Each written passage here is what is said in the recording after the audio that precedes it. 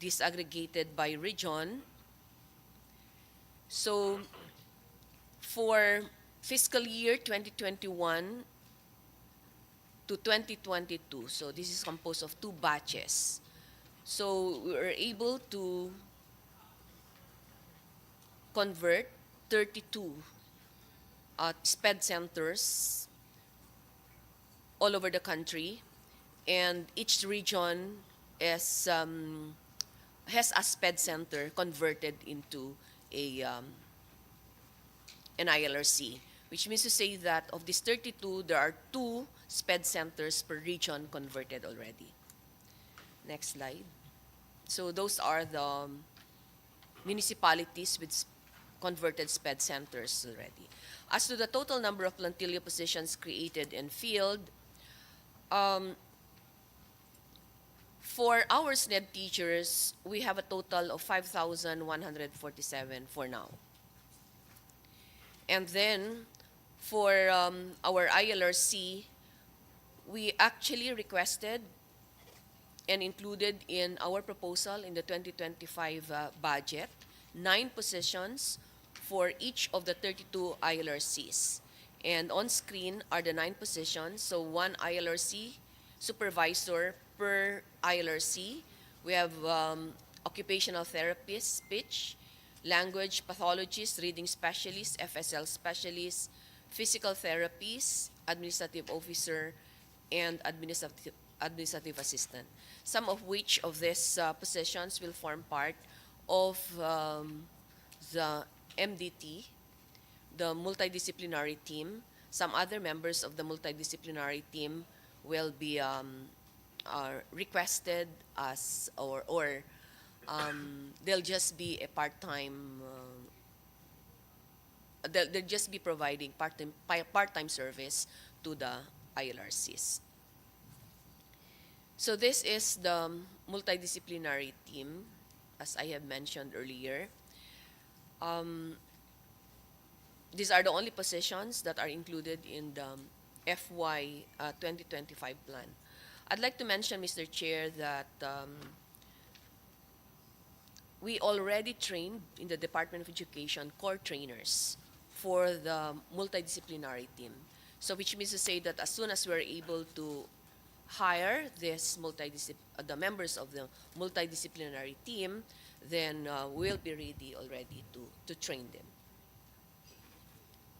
For our enrollment data, unfortunately, Mr. Chair, we do not have the official data yet for school year 2024-2025. It's still, they're still cleaning the data.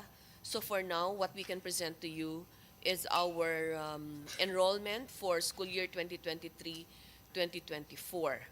So that putting together our enrollment for school year 2023-2024 for both public and private, so we have a total number of 324,968. And then for the public schools, we have a total number of learners with disabilities of 295,666. And for our private schools, we have 29,302. We further disaggregated the data. So we tried to look into the number diagnosed by our licensed specialists, so that the total mainstream with diagnosis for the public school is 59,878. For the private schools, we have 13,407. For the self-contained with diagnosis, 9,306 for the public schools and 5,915 for the private schools.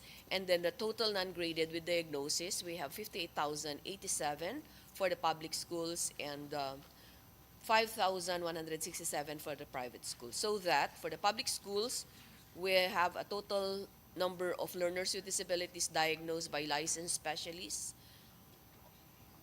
with a total number of 127,271. For the private schools, 24,489, a grand total of 151,760. I'd like to show you also, Mr. Chair, the number of our learners diagnosed based on manifestation. So, but this is a data for school year 2023-2024. I'd like to check that kasi hindi namin na-correct yung sa task po. Sorry for that. So total mainstream with manifestation, we have 145,944 for the public schools, 3,843 for private. For the total self-contained with manifestation, 2,822 for the public schools and 791 for the private.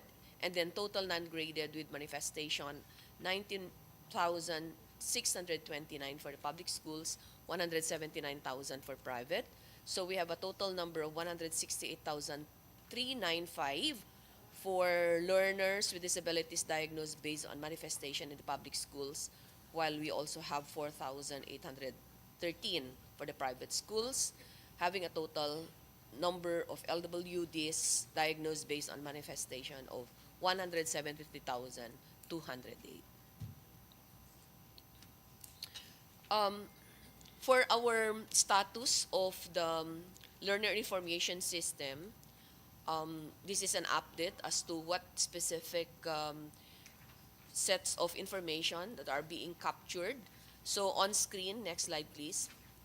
On screen are the exceptionalities that are actually included in the LIS, so that from these exceptionalities, we're able to determine the number of learners in each of the exceptionality.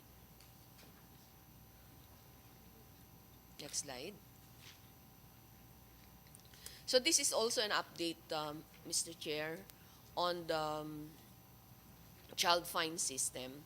So the child fine system is yet to be established in 2025. So we requested an amount for fiscal year 2025, but it actually formed part of the wish list. So that if our wish list will not be granted for this, then it would be a challenge for us to be establishing the child fine system. So, however, it's important, Mr. Chair, to mention that even without the child fine system yet in the Department of Education, we're able to capture actually our basic education learners using our established child fine policy. So we have a specific child fine policy for our learners with disabilities in the Department of Education. So unfortunately, we're not able to capture or to gather data or to look for the learners for LWDs below 5-year-old because they're not yet with basic education. Okay.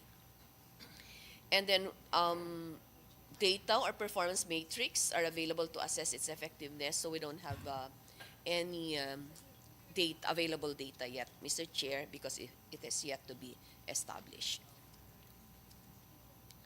So that's all, Mr. Chair, for our data sets. For the other slides, that's actually an enumeration of all the schools with SNED program. So we'll just provide you a copy of this. Okay. Thank you, Director Yola. I have here some presentations on the status update on the implementation. Yes, Mr. Chair. Do you want to? That's another. Do you want to? Because that's the agenda for today. The aside from the statistics that you mentioned,